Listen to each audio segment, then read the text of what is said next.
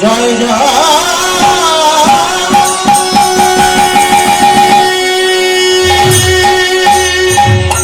জয়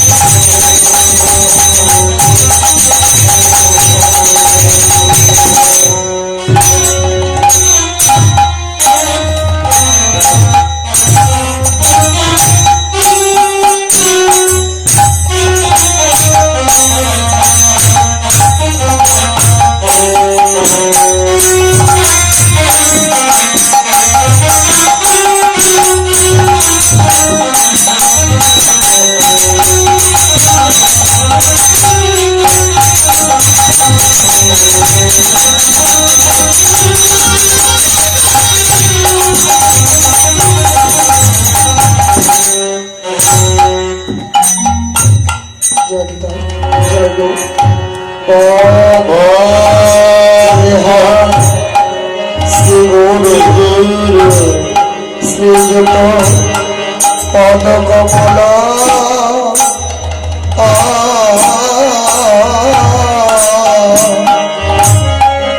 শ্রী গুরুন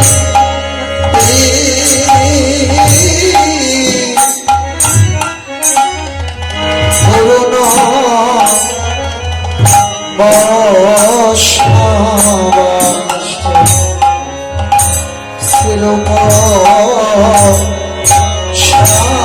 সাগ্রজাত সাগনা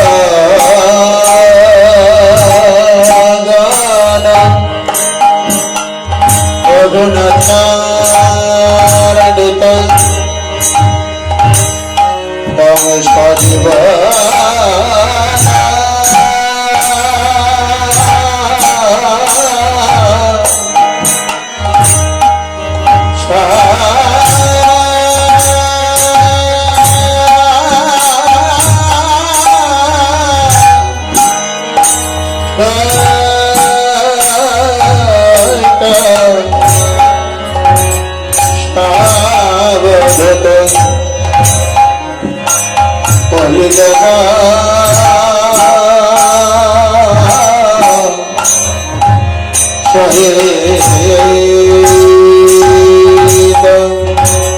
শ্রীকৃষ্ণ চৈতন্য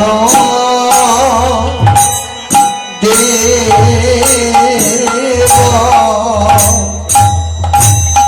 শ্রী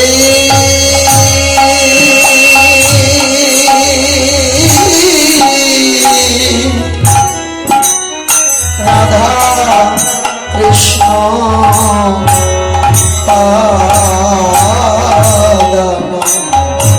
সহগণ ললিতান শ্রী বিশাখা নিতাংশ অনারপিত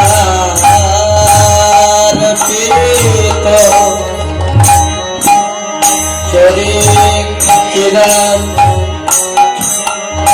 করুণা অবতীর্ণ কলা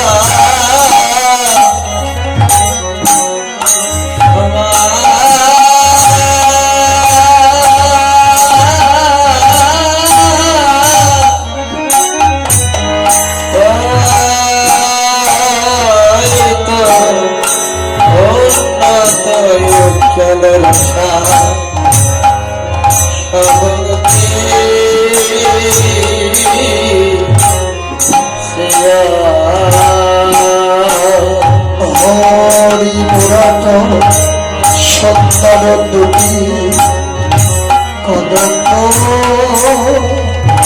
শক্তিপীত সদা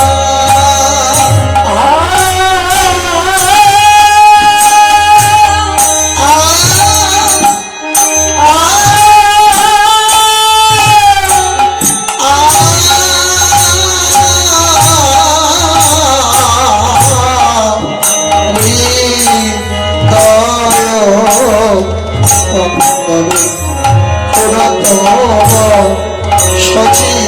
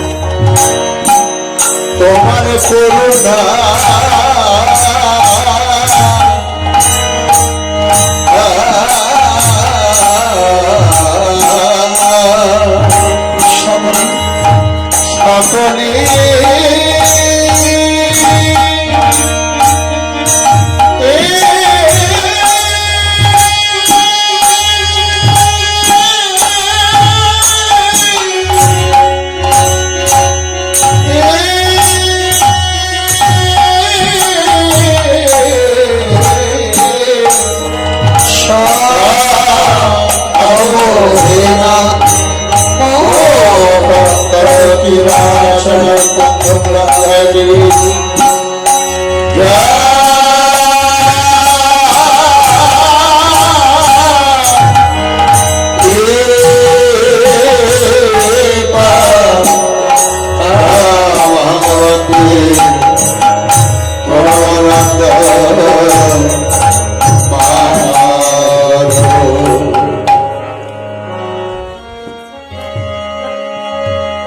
দয়া করে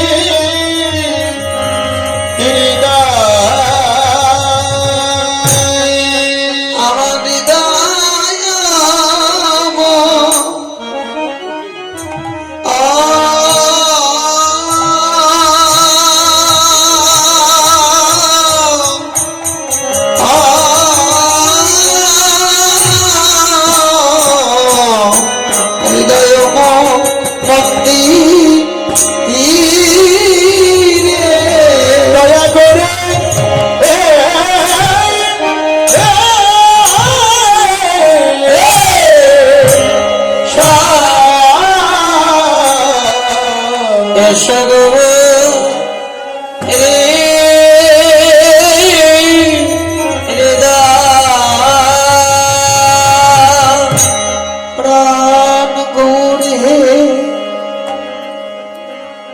আমি অতি মূঢ় মতি গৌর না জানি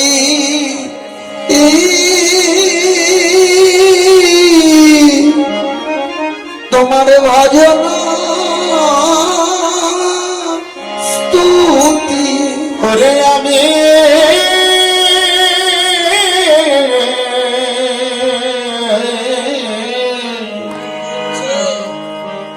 না জানি তোমার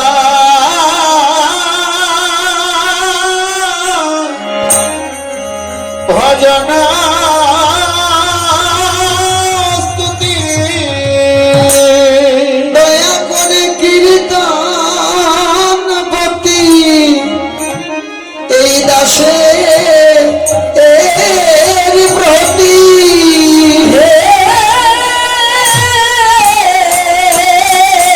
দাসের মধ্যে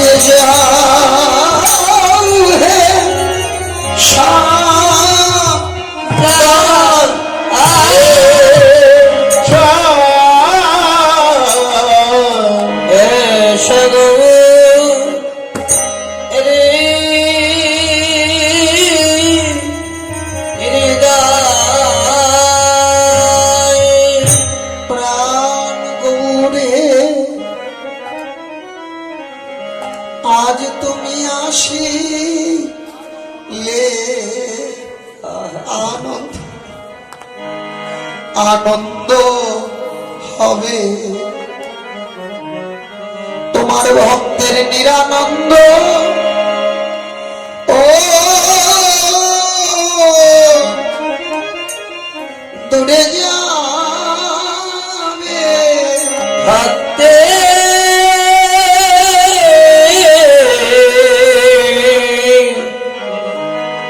ভক্তের নিরানন্দ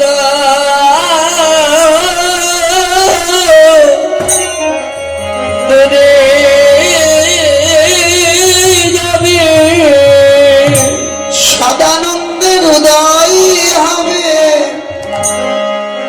তোমার সঙ্গ বন্ধ আর সাধ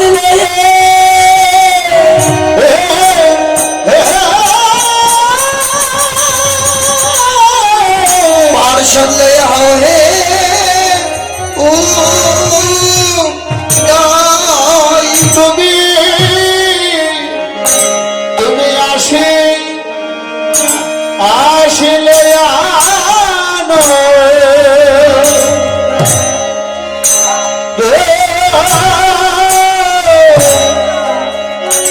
ভাবে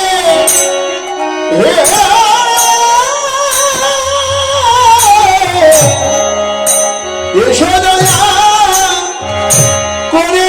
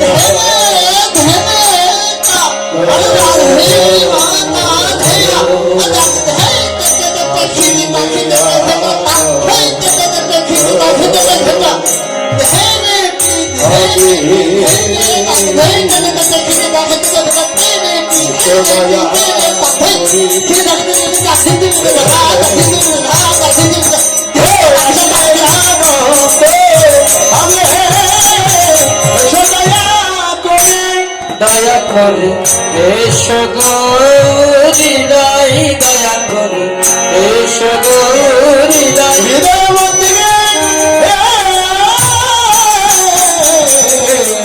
হৃদয় মন্দিরে দয়া করে এসো গো হৃদয় দয়া করে এসো গো হৃদয় মন্দিরে হৃদয় মন্দির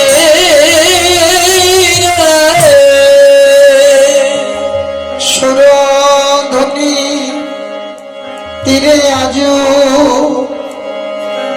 গৌর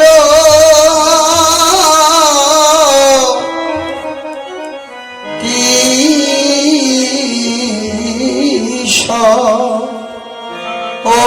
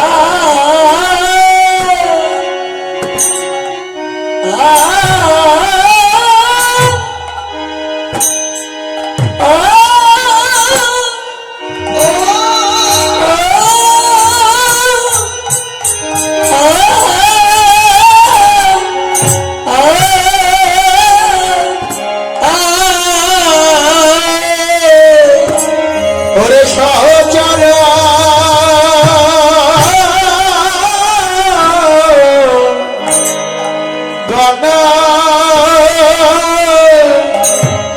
বেলে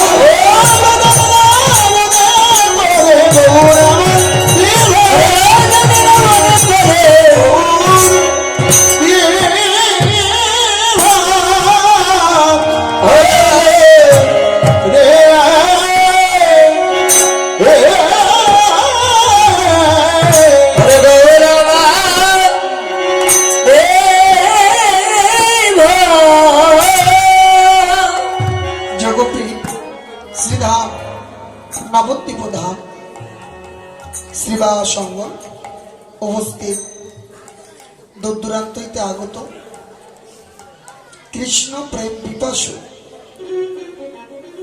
চাতক পাখির মতো অধীর আগ্রহে বসে থাকা আমার প্রাণপ্রিয় সকল ভক্তমণ্ডলী এবং ভক্তিমতী মাতৃমণ্ডলী সর্বাগ্রে সকলে শ্রীবাদ করতে জানাই কীর্তন জগতের সর্বকনিষ্ঠ দাস জ্ঞানশূন্য ভক্তিশূন্য সাধন ভজনবিহীন বৈষ্ণব দাসানুদাস অধম অন্তর ও তার সম্প্রদায়ের পক্ষ থেকে ভক্তিপূর্ণ প্রণাম সকলেই নিজ গুণে গ্রহণ করুন।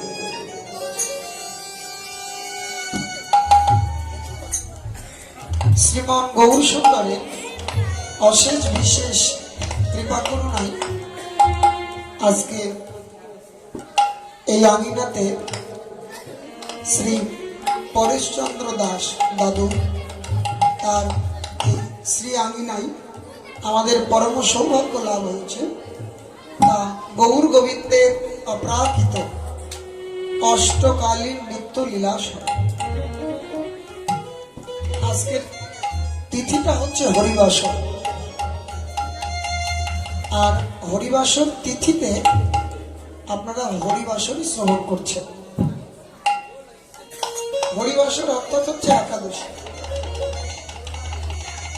একাদশী উপবাস, উপমানের নিকটে, বাস মানে বাস করা, নিকটে বাস করা, তার নিকটে হরির নিকটে।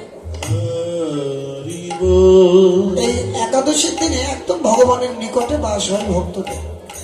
কেমন করে এই ব্রতকে উদযাপন করতে হবে বলল হরি কথা, হরি ভক্তের সঙ্গ এবং হরি নামের দ্বারা যদি দিন রাত অতিবাহিত করা যায় তাহলে সেই একাদশীটা হয় সর্বোত্তম। আজকের একাদশীর নাম বিজয়া একাদশী।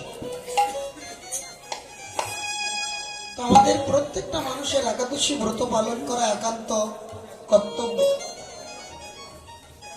এটা শুধু এই একাদশী ব্রত পালন শুধু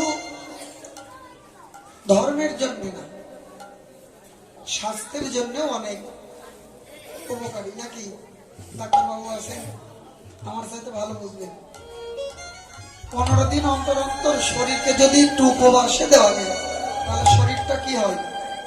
সুস্থ থাকে, ভালো থাকে। তো এই কারণে একাদশী দিনে হরিনাম সংকীর্তন আদি হরিকথার দ্বারা যদি অতিবাহিত করা যায় সেটা সর্বোত্তম হয়। তো আজকে আপনারা সেই একাদশীর দিনেই হরিকথা সারাটি দিন স্মরণ মনন করছেন।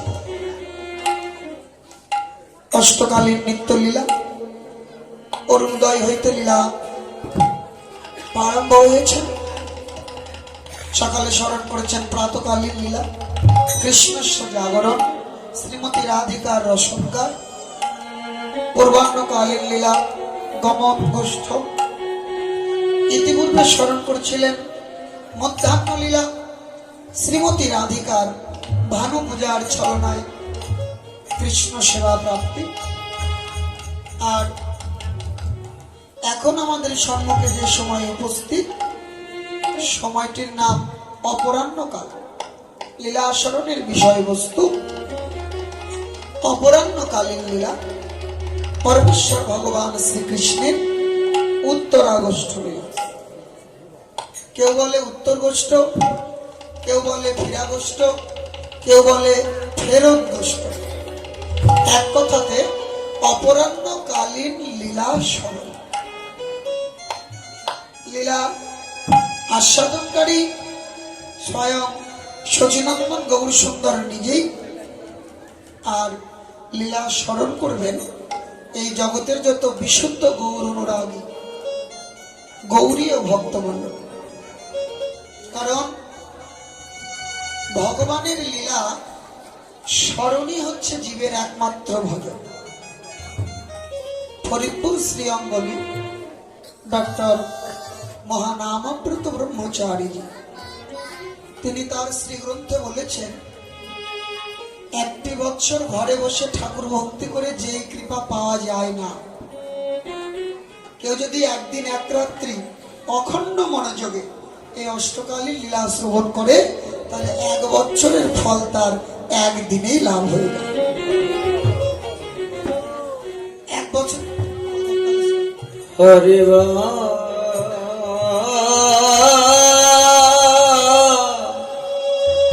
এক বছরের ফল একদিনেই তার লাভ হয়ে যায়। এত কৃপায় অষ্টকালীন লীলা শ্রবণে। এবং নববিধা ভক্তির প্রথম ভক্তি অঙ্গই হচ্ছে শ্রবণ। শ্রবণ, কীর্তন, স্মরণ, বন্দন, পাদসেবন, দাস্য, সখ্য, আত্মনিবেদন। শ্রবণের দ্বারাতেই পরীক্ষিত মহারাজ 7 দিনেই ভগবত চরণ লাভ। দেখো পরীক্ষিত মহারাজ যখন মাথা চুলকাবে না তো, চুল নাই কিন্তু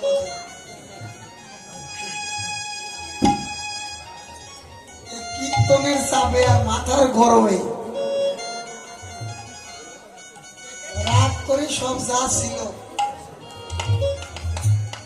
সব একটা সাফ করে দিয়েছিল।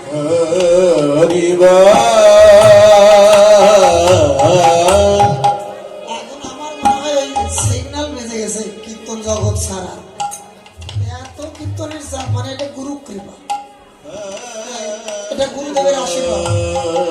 আমার যিনি দীক্ষা গুরু শ্রীমৎ উৎসবানন্দ দাস বাবাজি মহারাজ, তিনি তো আমাকে সবসময় আশীর্বাদ করে। যখন শ্রী গুরুদেবের কাছে যাই, গুরু গুরুদেব আমাকে সারা প্রসাদ একা একা পায় না, সবার খাওয়া হয়ে গেছে, তুই খেয়েছিস? আমি না, তাহলে একসাথে। উনিও নেবে, আমাকেও দেবে। আমার যিনি প্রথম কীর্তন শিক্ষা গুরু, তিনি আমাকে সব সময় দুহাত ধরে আশীর্বাদ করেন। আবার আমার পরে যে হরিপুরে একজন গুরু করেছে, সে আর এত আশীর্বাদ দেয়। অন্যান্য বছরের চাইতে এবছরে কীর্তনের চাপটা একটু মাত্রা অতিরিক্ত বেশি। এখন এই যেই জায়গাতেই যাচ্ছি ওই একই অবস্থা, খালি গন্ডগোল, খালি গন্ডগোল, মানে কোনো জায়গা থেকে বের হতে পারছি না। এইরকম একটা বিপদের মধ্যে দিয়ে এখন, মানে এটা একটা কোনো একটা পাকের মধ্যে আমি, এটা আরো কিছু দিন থাকবে আমার সাথে।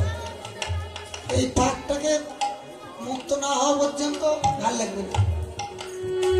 মাথার গরমে চুল টুল পেকে শেষ, প্রতিদিন 8-10টা করে চুল বেশি পাকে, খালি চিন্তা করতে করতে। কালকে সারা রাত ঘুম নেই, আজকে 5টা পর্যন্ত ঘুমাইয়ে 5:30টায় লাফ দিয়ে উঠে আসলে জন্য রেডি হয়েছে। তখন এটা হচ্ছে কপাল, এটা হয়তো ওই ভগবান কর্তৃক সিগনাল যে তুই তাড়াতাড়ি এগুলো ছাড়, তোর দ্বারা আর এগুলো হবে না। কারণ মানুষের কথার দাম হচ্ছে সবার আগে। বাক্য হচ্ছে ব্রহ্ম, তো বাক্য যদি কারণ নষ্ট হয় তাহলে তার ব্রহ্মত্ব তার মধ্যে আর থাকবে। এই কারণে সাধুর সর্বপ্রথমে তার বাক্যটাকে ঠিক করতে হবে। সাধু মুখ দিয়ে যা বলবে সেটা যেন মিথ্যা না হয়, আর যেটা গ্রহণ করবে সেটা যেন অখাদ্য না হয়। যেটা বের করবে সেটা যেন মিথ্যা না হয়, আর যেটা গ্রহণ করবে সেটা যেন অখাদ্য না হয়। তাহলে সাধুর কিছু ঠিক থাকবে। তো সকলেই দোষ ত্রুটি অপরাধ ক্ষমা করে লীলা স্মরণ মননে ব্রতী থাকবে। এইরকম মাইক হলে তো তাও কীর্তন করতে তাও ইচ্ছা করে, খুব ভালো। হ্যাঁ, এই ঐশীতে কীর্তন করে খুব খুব আরাম লাগে, খুব ভালো লাগে এই সাউন্ডে কীর্তন করতে। আর জায়গায় জায়গায় তো কীর্তন করে সুখ নাই, গলা টলা একদম শেষ।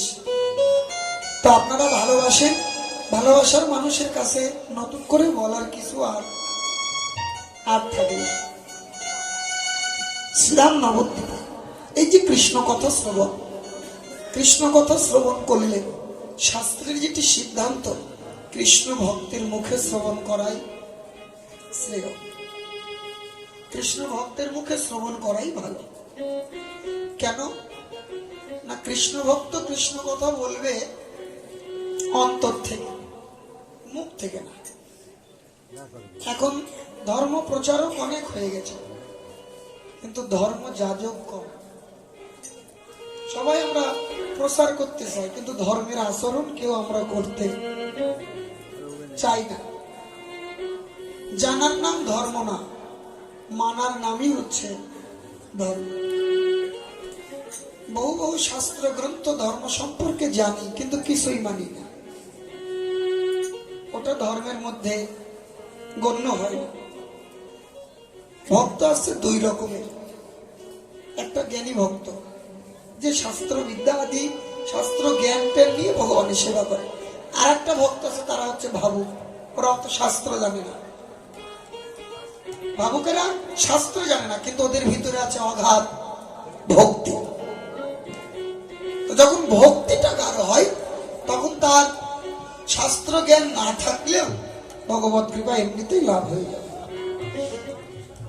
শ্রী গুরুদেবের থেকে দীক্ষা নিয়েছেন কালী মন্ত্রে, তো দীক্ষা নিয়ে মন্ত্র জপ করছে খুব ভক্তি গুরুর প্রতি। আর তার গুরু হচ্ছে সর্বভোজী, মদ্য মাংস সবকিছু দিয়ে মায়ের আরাধনা করে, সবকিছু। তো মা দেখলে এর তো খুব ভক্তি, এ তো যে গুরু ধরেছে অসৎ গুরু, আর এই অসৎ গুরুর চরণ আশ্রয় করে কোনোদিনই তো মুক্তি লাভ করতে পারবে না। তো মা ভাবলো আমি একটু ওর উপকার করি। মা ওর সামনে প্রকট হলো, এই অমক, তোর গুরুকে তুই ত্যাগ কর। কেন রে মা? বলে তোর গুরু ভাল না। যেই বলেছে সাধক কানে হাত দিয়েছে, এ মা আর যাই বলিস আমার গুরুর নিন্দা করিস না। বলে তোর গুরু মাংস খায়, তোর গুরু মদ খায়। বলে আমার গুরু যা পারে তাই করু, তুই গুরুর নিন্দা করার কে? মা কালীকে বলছে, কিরম সাহস? বলে আরে ওই মন্ত্র দিয়ে ডাকলে তুই জীবনেও আমাকে পাবি না, ওই মন্ত্রের কোনো শক্তি নাই। সাধক হেসে বলছে, মা তুই সত্যিই বোকা, আমার গুরুর মন্ত্রের যদি পাওয়ারই না থাকতো তো তুই 6 মাসের মধ্যে আসিস কি করে? এখনো তো 6 মাসে হয়নি আমার মন্ত্র নিয়ে, তুই হাজির। তার চিন্তা কর আমার গুরুর মন্ত্রের কত কত ধার, কত শক্তি। বলে আরে আমি তো তোর মন্ত্রের জন্য আসিনি, তোর ভক্তি দেখে তোকে সাবধান করতে এসেছি। বলে যে কারণে আয়, দীক্ষার পরে এসেছিস কিনা? এই হচ্ছে বিশ্বাস। মা বললেন, যা আজকে থেকে কথা দিলাম, তোর মতো যদি কারোর অন্তরে ভক্তি থাকে আমি অশুদ্ধ মন্ত্রেও তাকে দয়া করবো, অশুদ্ধ মন্ত্রেও তাকে কৃপা করবো। তো যেটি দরকার সেটি হচ্ছে অন্তরের বিশ্বাস। বিশ্বাসটা যেন নড়চড় না হয়, বিশ্বাসটা হবে সুদৃঢ় বিশ্বাস। আমার প্রভু আমাকে একদিন না একদিন দেখা, একদিন দেখা দেবে। এ বাবা, বেঁচে থাকার উদ্দেশ্য কিছু না, সারাদিন ঘুরে ফিরে সংসারে ফিরি, মনের সুখ খুঁজে না পেয়ে আবার ভক্ত সঙ্গেই আসে। সংসারটা সুখের জায়গা নয়, অসার, সারবস্তু কিচ্ছু নেই। হ্যাঁ, সংসার সেই সংসারে ছাড় আছে সারবস্তু, যে সংসারটা কৃষ্ণ। কিন্তু এই ভক্তের চরণের কাছে পড়ে আছে একটা বিশ্বাস নেই। যে ভক্ত সঙ্গ করতে করতে আমার শ্রী গুরুদেব বলেছে, একদিন না একদিন আমার গৌর আমাকে দেখা, একদিন না একদিন।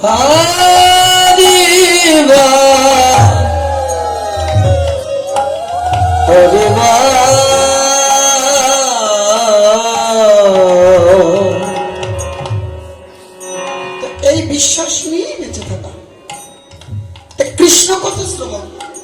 পরীক্ষিত মহারাজ যখন ব্রহ্ম শাপগ্রস্ত হলেন, অভিশাপ পেয়ে গেলেন, সংসার ত্যাগ করে পুত্র জন্মেঞ্জয়ের হাতে রাজ্য অর্পণ করে বসে আছেন। ব্রাহ্মণদের কাছে গেলেন, পণ্ডিতদের কাছে গেলেন, কেউ বলে যজ্ঞ করো, কেউ বলে হোম করো, কেউ বলে ব্রত করো, কিন্তু কারোর কথাই মনোব্রত হলেন না। ওই সময় আসলেন একজন উলঙ্গ ব্রাহ্মণ যুবক, তার নাম শ্রীপাদ সুখদেব গোস্বামী। দেখেই ভক্তি আসলো। ভক্তি আলাদা একটা জিনিস, সবাইকে দেখলে ভক্তি আসে না, ভক্তি সবাইকে দেখলে অন্তরে জাগে না, বৈষ্ণবকে দেখলেই ভক্তি জাগে। ভগবানের শুদ্ধ ভক্তকে দেখা মাত্রই মাথাটা তার চরণের দিকে আপনাতেই নত হয়, আসা মাত্রই দণ্ডবত হয়ে প্রণাম করলেন।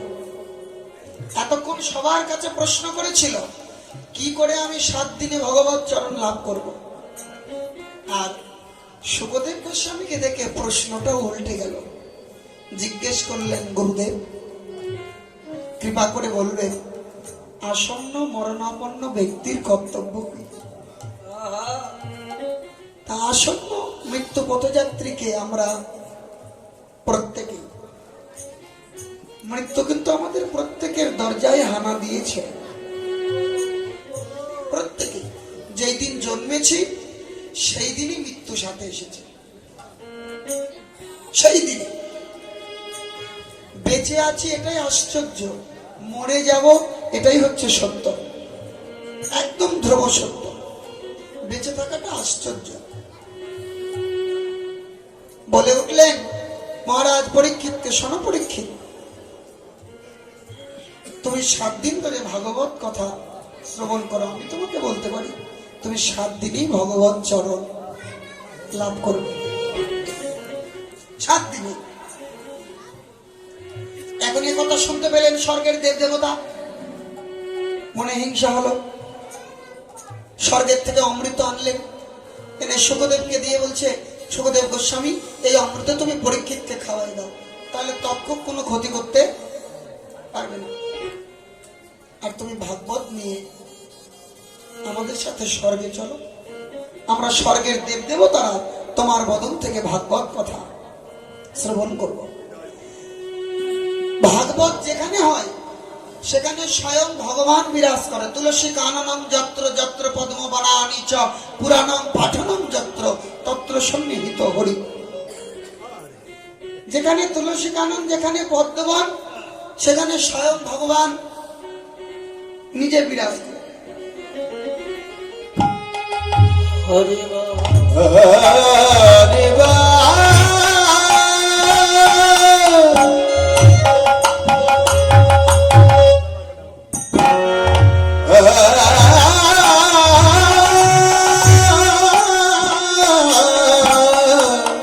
তুলসী কাননম যত্র যত্র পদ্ম বানানি চ পুরাণম পাঠনম যত্র তত্র সন্নিহিত।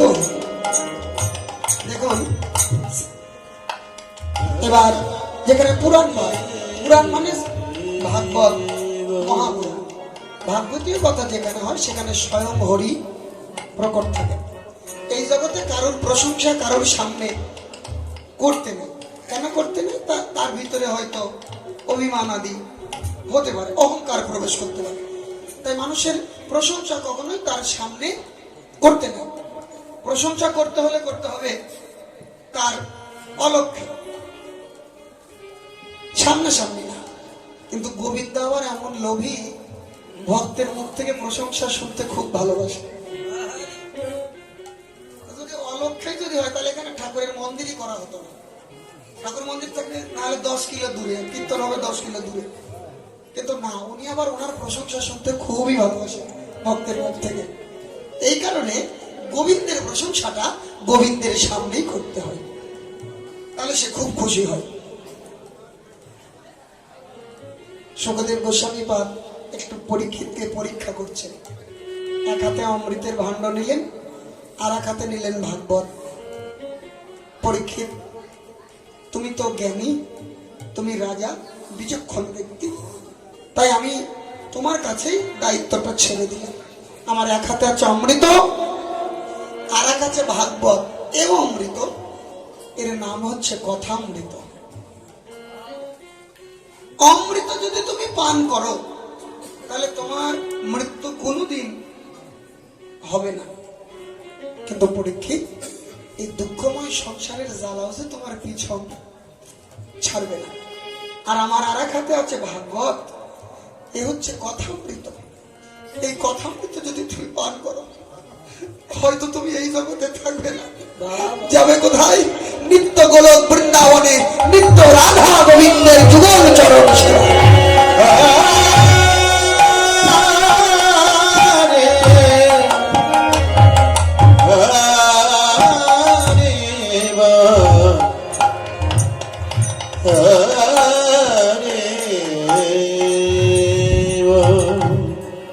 এই হরি কথার দ্বারাই একমাত্র ভগবত চরণ প্রাপ্ত হওয়া যায়।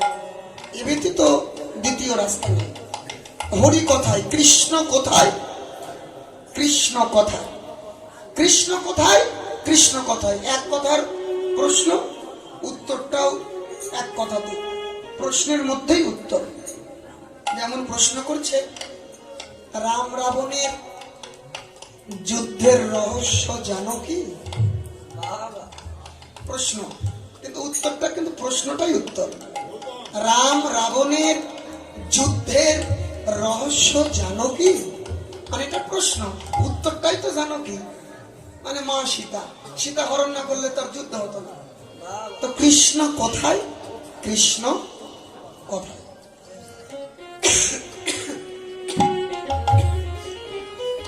কৃষ্ণ কথা বলতেই কৃষ্ণ আছে, কিন্তু খুঁজে নিতে হবে। সুরধ্বনি তীরে আজ গৌর কিশোর। গুরুকরণের মাহাত্ম্যটা কি? বাবার সাথে দেখা হওয়ার পূর্বে আমি উত্তর বসতে সুরধ্বনিকে বলতাম সুরধ্বনি, কিন্তু পদাবলীর দিক থেকে সুরধ্বনি বললে ব্যাখ্যা ভুল হয়। সুরধ্বনি না, সুরধ্বনি মানে যেখানে সুরের ধ্বনি হয়। অনেক কীর্তনীয়রা বলে